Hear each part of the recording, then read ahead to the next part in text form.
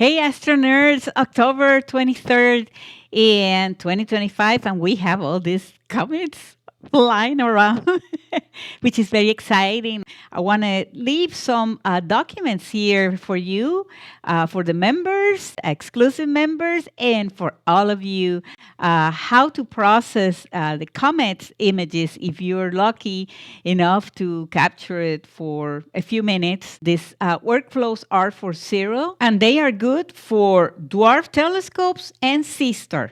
It's pretty much the same workflow, same process. I haven't done it in Zero, but I do on PixInsight, and I will release a very quick video on how to process them, which I think is way easier than Zero, but it is what it is. So here's the documents. Good luck, and hopefully you can capture it. These comets are most of the time sky events once in a lifetime. If you want to know about more of my editing process, just please join my membership program.